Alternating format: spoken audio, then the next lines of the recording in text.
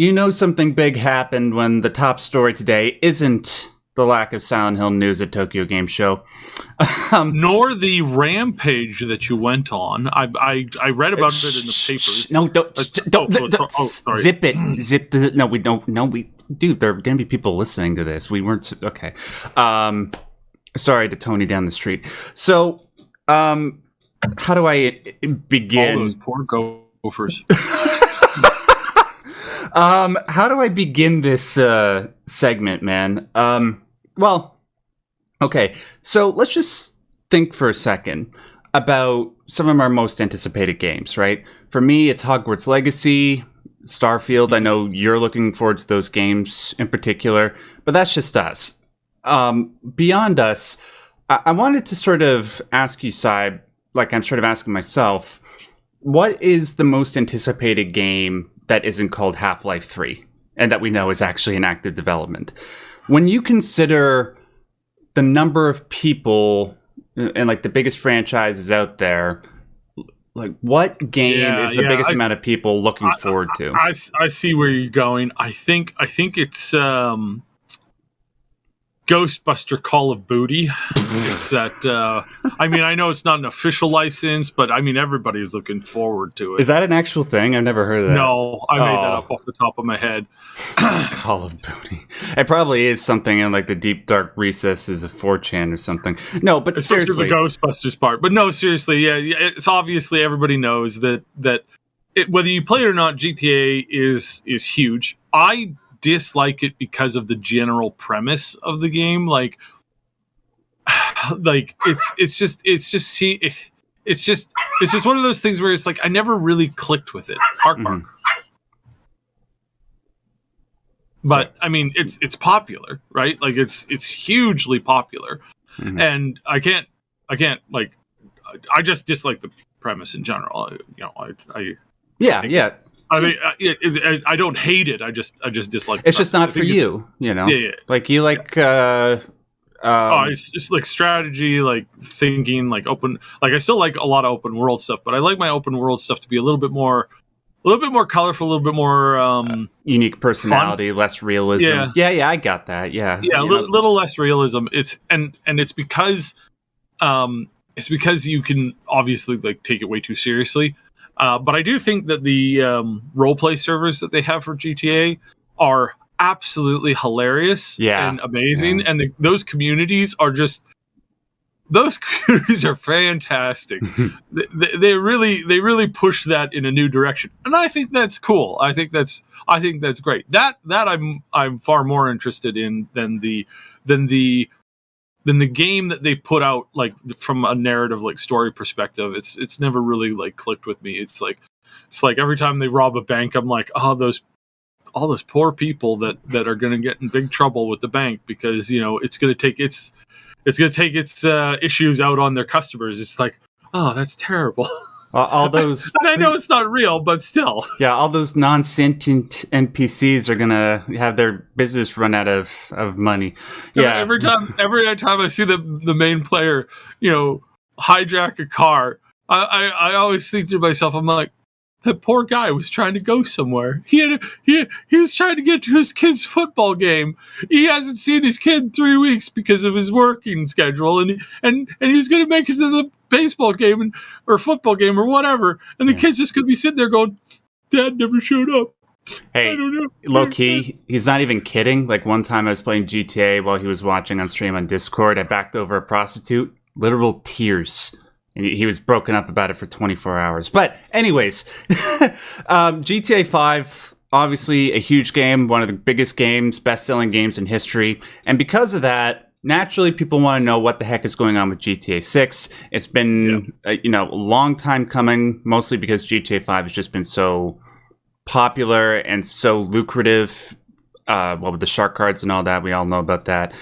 I estimated that sort of like Elder Scrolls 6, I wasn't expecting to see anything regarding this game until about 2024 at the earliest, right? Well, wouldn't you guess? I woke up this morning, I look on Twitter, and a guy that I follow who is actually reputable for leaking certain other games, which we might or may not be talking about later on in this podcast, he pointed out that GTA 6 got leaked. Apparently, it was leaked by somebody named TopoTuber Hacker. I don't know who that is. I don't know if it's like a disgruntled Rockstar employee or just a random hacker that somehow managed to breach the system. But he got a hold of 90 clips. Most of them, I've seen these clips. I was able to see all of them before they got taken down. Most of them, I'd say around a quarter of them actually have stuff that's worthwhile talking about. The vast majority of the other stuff is just like the main player character inside a creator's test arena, where it's all code and stuff like that. It's not actually textured stuff. But the other stuff, I think is worthwhile talking about. And then there's one thing that I'm going to leave towards the end, which sort of gives a greater appreciation of the scale of these leaks and how it's going to affect the development of GTA 6 later on. But let's just talk about sort of the quote-unquote fun stuff, even though this isn't fun for the developers. You know what I mean. So, yeah. One thing that... And by the way, before I go into this, Syb doesn't really know much about all this. He tried to look it up before it got taken down. So he's going to be reacting to a lot of the stuff that I made notes of in real time. So, number one thing that we've all been wondering about is, where is GTA 6 going to take place? We've heard rumblings that, ever since like GTA 6 became a prospect in people's minds, that it was going to be in Vice City. But then, we heard some toss-up like, oh, it might be in Carcer City, the location of the first Manhunt game. Some people were saying that it might be in Chicago. There might be a return to Liberty City. Well, it's pretty much confirmed. There might be more than one city, but it is confirmed that at least one of the cities is going to be Vice City.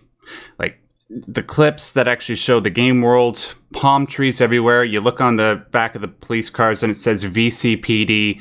It's Vice City, right? There are two protagonists. The report that we heard about the story sort of following a Bonnie and Clyde archetypal story seemed to be true. I think they might be brother and sister, although don't quote me on that. What else? Yeah, a lot of the stuff that showed the world of GTA, the characters, a lot of it didn't look good. But that's not something that I fault the developers for. It was very clearly pre-alpha, like really, really old footage. I think I saw in one clip that they were using like a PS4 test build. Right. So that's relatively old. Most of it didn't have any applied textures. The video that I saw, most of it, if not all of it, was rendered in what looked like 720p, so not that great. It wasn't 1080p, it wasn't 4K. Poor level of detail if you tried to look off into the distance. But there were points where some of the stuff actually looked pretty good. I would say that the facial models for the main characters, also some of the weather effects. Think about some of the weather effects that we got in Red Dead Redemption 2, but improved. And imagine sort of like a Miami type climate where there's some haze and fog and stuff like that. It looked really good. But aside from that, not really a whole lot of stuff to write home about. Let's see, what else? It appears that, sort of like how The Last of Us 2 made going prone a really big feature, it seems like GTA 6 is poised to make that a big deal because you can go prone. And then what else? This one's really interesting. So Cars, Cars for obvious reasons, it's called Grand Theft Auto, or a big staple of the series. It seems like the newest thing that they're going to be adding in regards to the wonderment of Cars is that you can go inside and you can actually adjust and move everything inside the car's interior. I saw a clip where you could adjust the rear view mirror, the brake pedal and the gas pedal. They were going up and down. There's like an interior dashboard. It looked really, really cool. And I say that as somebody who doesn't give a crap about cars. And then, let's see, finally, we saw... That's going to be so funny when, like, somebody hijacks a car on the side of the road, and then they just spend a few minutes adjusting the mirror. Oh, the guy, what are you doing? Why are you taking my car? It's like, yeah, it's very funny, very funny. Well, I mean, you could just shoot him and then, see how long you can wait before the cops show up. That's what I would do. And then finally, there was a little bit of a footage of a mission. It appeared, and spoiler alert if you don't want to hear this, but I'm assuming if you're listening to this right now, you don't care.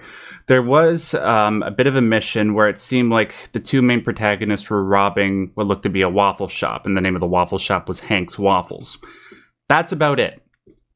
Now, Saib, there is one other thing that I want to get to, which I think will generate the most discussion. But first, I just want to get your reaction to anything that I just said. Like, does any of this surprise you? Does any of this excite you? Like, what's your take? Not really. I mean, this is all stuff, and this is why it's like it's one of these weird things where it's like everybody knows that this is what was basically going to come out, right? Like nobody's sitting here going, "Oh wow, you could steal from a restaurant? That is so groundbreaking." Nobody was like that, and nobody's like, like, oh wow, they had higher car customization. It is one of those things where it's like, at least that they're working on some of this stuff.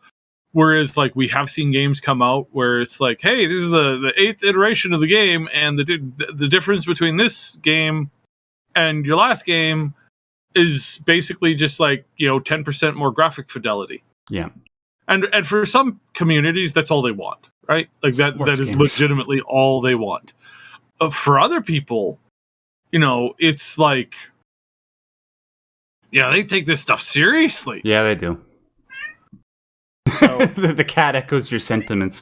Yeah. Yeah. I mean, like, the car thing is cool. But yeah, aside from that, it's like everything else that we saw, it's pretty much everything that we would sort of expect from GTA 6, even from a company like Rockstar, where, as somebody who has loved Rockstar's games all the way up until now, I'm a little bit worried about the state where things are, given like the cancellation of I think it was an RDR1 remaster, the sorry state of the quote-unquote definitive edition of the GTA trilogy, the original. But what we saw, even though it is pre-alpha, it is encouraging. It is being worked on, and that's great. But here's the worrying thing. I said that it was looking like at the earliest we were going to get info on this game in 2024.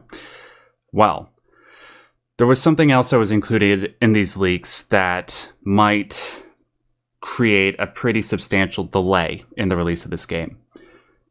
In these clips, and the vast majority of them, you could see the source code on the screen. Now, Saib, why don't you tell people what that means for the development of this game for, people like me and a whole bunch of other people that don't really understand how game development works, like how big a deal that is? Well, assuming that this is in fact their current live iteration project of this, and that it's not a vertical slice from a generalized pitch or something along that line. If this is their current project, there's a high probability that they're going to have to tweak or change a significant amount of that code that was on screen, depending on how and how much of that is like a serious problem. So yeah, that's not good. Basically, when you have your source code showing, if this had any like online capability, some of that might be able to open up other people hacking into your game, hacking into your console, hacking into your computer, other stuff like that. There have been security flaws where somebody's primary computer was hacked via a game client. And so stuff like this is not good. And we can assume wildly here, just wild, crazy speculation. Yes, this game is going to have some kind of online capability. Because, what? No, get the hell, like most lucrative multiplayer in the history of gaming? No, get out of here. Yeah, right. So we and again, it's like we don't know how much. We obviously don't know if this is what to what level this is, right? Like again, it's like they could look at it, they could say, all right, well, we're going to tweak a bunch of this code just by basically swapping out the way that it's perceived, essentially. and by doing so, you can kind of work your way around it, and it's just kind of like an afternoon of annoyance.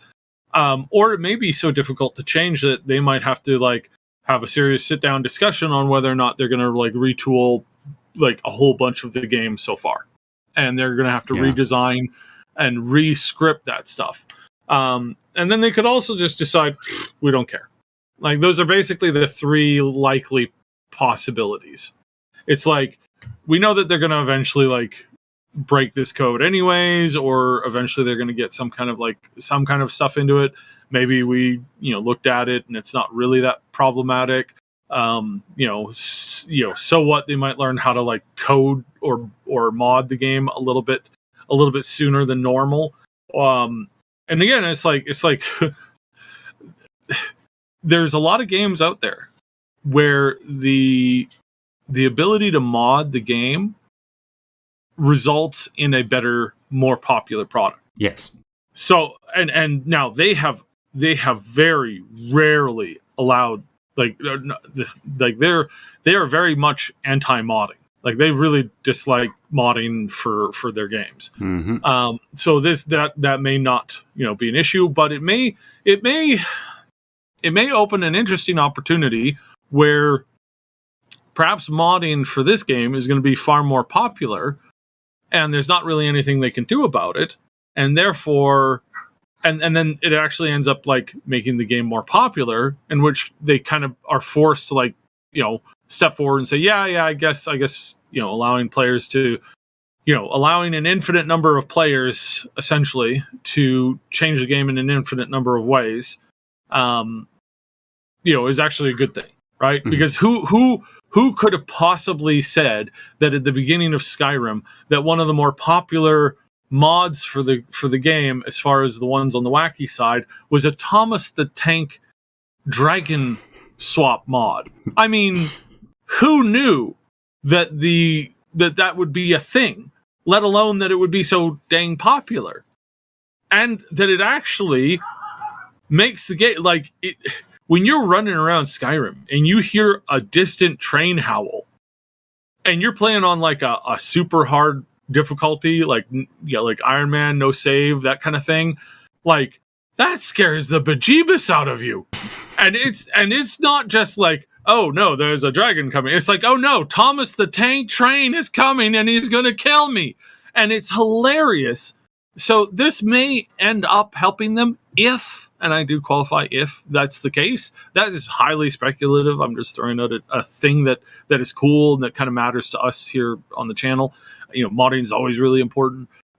So we hope that there is no real delay from this, because that would be crummy.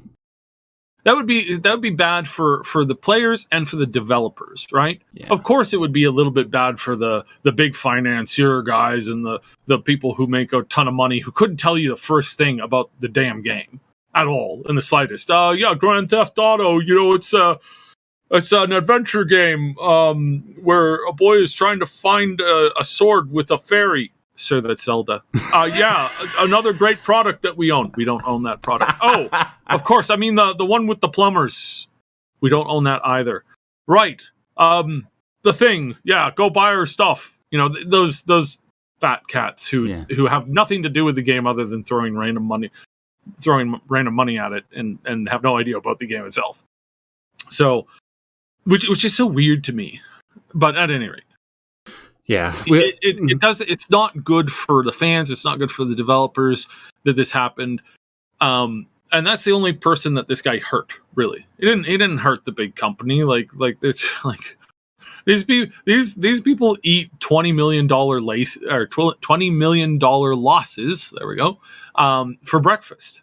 They don't care, because they know in an afternoon they're going to make 50.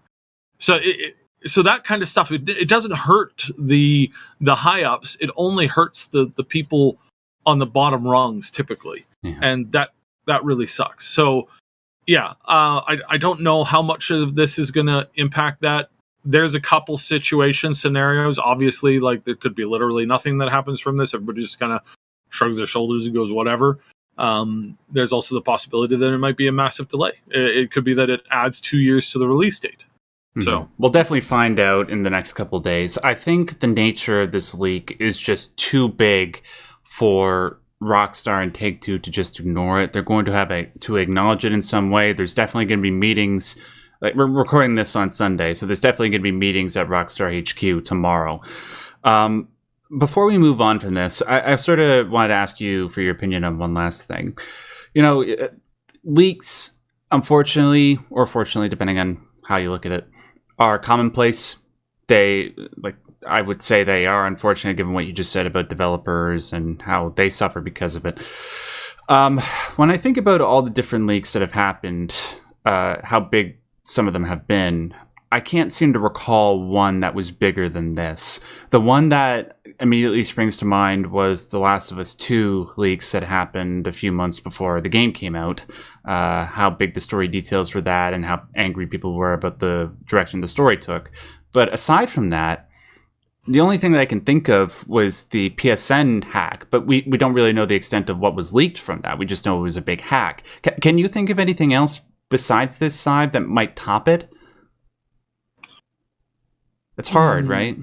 No, I mean, like there's always been big leaks. There was a bunch of like Fallout 4 leaks. There's a bunch of other leaks. Yeah, the script leaked. This is probably on the bigger end, but there's not much volume to it. It's like with the Fallout 4 script leak, like that was the whole script leak. And everybody just kind of looked at it, shrugged their shoulders, said, "Yeah, that's like somebody." Like, I remember looking at it the first time, and it was like, So, like I was like, "This reminds me of fan fiction." Yeah. And I just kind of like shrugged it off because at the time I wasn't like I didn't want it to be, so I just kind of like shrugged my shoulder and was like, whatever. But yeah, there are. Gosh, there are more substantial leaks that have a greater impact on the game and on the community. But in this case, the we have yet to see. Yeah, we have yet to see if or how any of this stuff affects it, and then whether or not that's actually going to be an issue, we don't know yet. Yeah, because even though, but it's not a huge story leak. There was no this character dies in Act 3. It's like there was none of that. So. Yeah, that's a great comparison to Fallout 4, because with the scripts, that's the whole game. But with this, we only see like certain elements that we sort of already suspected were going to be happening with GTA 6. We're just actually able to see some of the gameplay. As for the source code, that in itself is big, but we just don't know how big it will be until the next week or two passes by. Question is for you guys. Have you seen the leaks? What do you think about them? Do you have any thoughts? Like, I don't know, are you a programmer? Are you able to make anything out about how big the source leak codes are? Whatever your thoughts are, please leave them down in the comment section below. This is going to be something that we're going to be talking about for the next few weeks.